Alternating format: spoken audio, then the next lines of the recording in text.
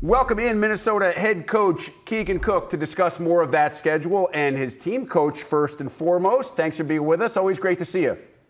Good to see you guys. Keegan, I'm curious about the input and the collaboration between the coaches and the Big Ten, as I know you're both trying to find the most equitable schedule for all teams involved with all this travel for 18 teams in 3 time zones. How do you all work together to try to do that?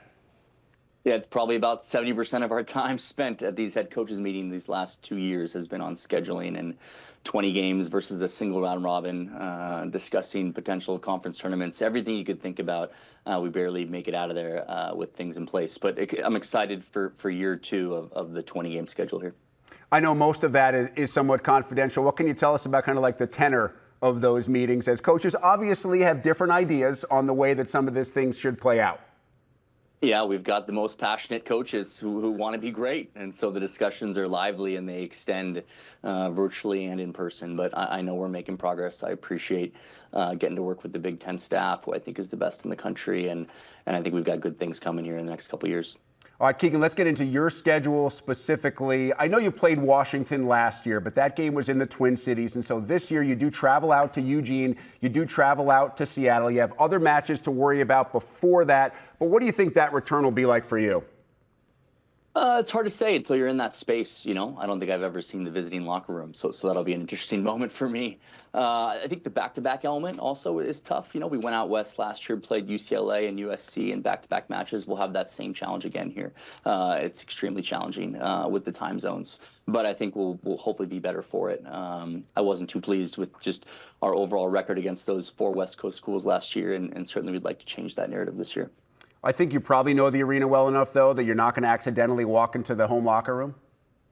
Yeah, I'll certainly have to write some directions down for myself. But, you know, we want to get our team in the best venues, and Seattle's got one of them. Heck, Ed Pavilion's a special place, and I expect a great crowd, and I expect a great match. So I'm looking forward to it. You know, some time's passed. Tui's got that thing rolling again. It's her program, and I know she'll have them ready to compete.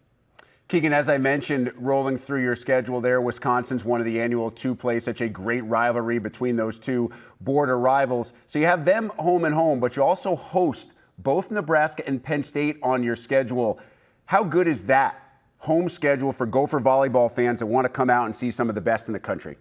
Yeah, our home schedule for conferences is pretty amazing, just in terms of the quality of volleyball that we're going to get to see. November is going to be a heck of a month for this team, and I'm hoping we can build some momentum from September and October before we run that gauntlet in November. But those home games stand out, and then just the road venues, you know, some really hungry teams in the Big Ten that we've had some great matches with that sure would like to welcome us back to their facilities. So I got my eyes on that back-to-back road weekend with Indiana, Purdue, and Pacific Northwest schools, and certainly November has my full attention. Yeah, I think the term that you used, gauntlet, is absolutely perfect. It's an apt description for that 9-day span where you go back to back to back with Wisconsin, Nebraska, Penn State. I know when you take a head coaching job in this league, those are the kind of stretches that you are going to have to get yourself and your team acclimated to. So when you get into that kind of stretch, based on your history in coaching teams in leagues like this, where the opposition is so good night in and night out, how do you deal with it? I think it's in the weeks leading up. You know, you have to manage the load on these guys, and you know, you don't look too far ahead. I mean, when you're in the Big Ten, you're living day to day. You're not looking 2 matches down the road. You're living day to day, and I think one thing that we've been doing a good job of is just keeping our athletes healthy, and it's going to be a big part of our success over those probably 6 matches, I would say, starting with Illinois, and I believe Southern California, and then some of the traditional powers here in the Big Ten. But you got to be fresh in November, and we'll know everything we need to know about our team by the end of those 6 or 7 matches.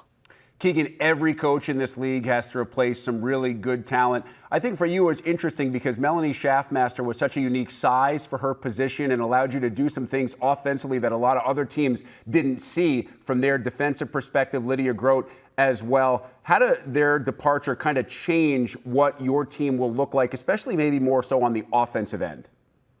Yeah, I think you've got a good sense of it. It's a full kind of reset of the offense here. I think last year we were known as one of the best serving, blocking, transition offense teams.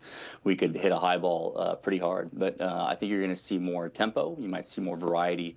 You'll certainly see a better receiving team. But since January, it's been about reworking this offense and trying to get back to a standard of siding out at a championship level. We've been one of the best defensive teams in the conference the last few years, but you got to side out to be great, and that's been our whole focus for the winter and spring period.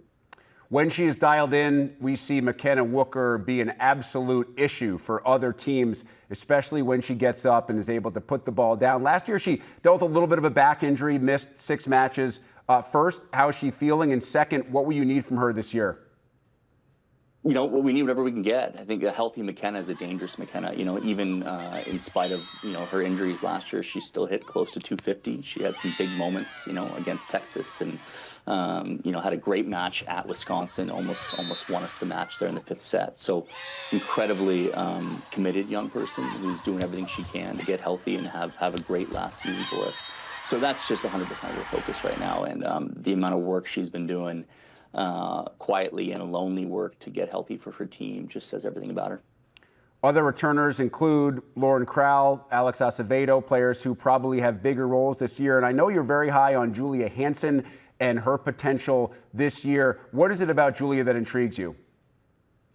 Yeah, just hungry. A kid who's got more volleyball ahead of her than behind her. Most people miss their moment in this game. They get a chance and it passes by. And when Julia got her moment, she grabbed that thing. And there were long stretches last year where she was the best outside hitter in this conference, scoring at such a high rate. And the best thing that ever happened is that she was an honorable mention All-American, which neither her or I was very happy about. And she's shown this spring that she's got higher aspirations for herself and for this team. And that bodes well for us. Maybe a little bit of extra motivation as well. Keegan, I want to finish up here with one of your young players. What are you hoping to see from redshirt freshman setter Stella Swenson this season? Yeah, she's going to take us on a journey here, not just for 1 year, but for 5 years. And she's been patient. We've been patient. We're going to need to see some leadership from her. And she's been doing the work in practice. She does the work in the off season. She'll spend some time with the USA U21 team this summer.